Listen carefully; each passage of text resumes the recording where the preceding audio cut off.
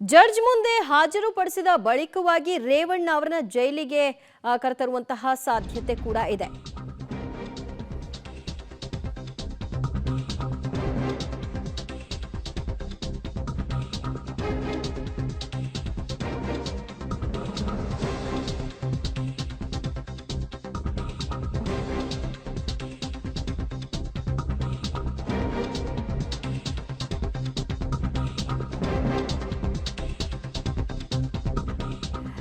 Judge ಮುಂದೆ ಹಾಜರುಪಡಿಸಲಿದ್ದಾರೆ ಇನ್ನೇನು ಕೆಲವೇ ಹೊತ್ತುಗಳಲ್ಲಿ. ಆ ಬಳಿಕವಾಗಿ ರೇವಣ್ಣ ಅವರನ್ನ ಜೈಲಿಗೆ ಕರೆತರುವಂತಹ ಸಾಧ್ಯತೆ ಇದೆ.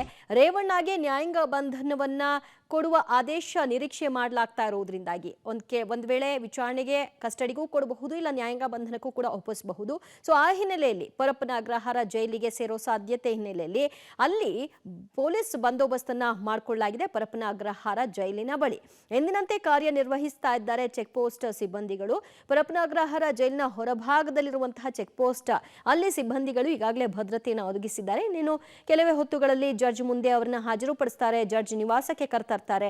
ಅನಂತರದಲ್ಲಿ ಜಡ್ಜ್ ನ್ಯಾಯಾಂಗ ಬಂಧನ ಅಂತ ಹೇಳುತ್ತಾ ಅಥವಾ ವಿಚಾರಣೆಗಾಗಿ SIT ಟೀಮ್ನ ಕಸ್ಟಡಿಗೆ ಕೊಡುತ್ತಾ ಅನ್ನೋದನ್ನ ಗಮನಿಸಬೇಕು. ಅದರ ಆಧಾರದ ಮೇಲೆ ಈ ಎಲ್ಲ ಬೆಳವಣಿಗೆಗಳಾಗತ್ತೆ.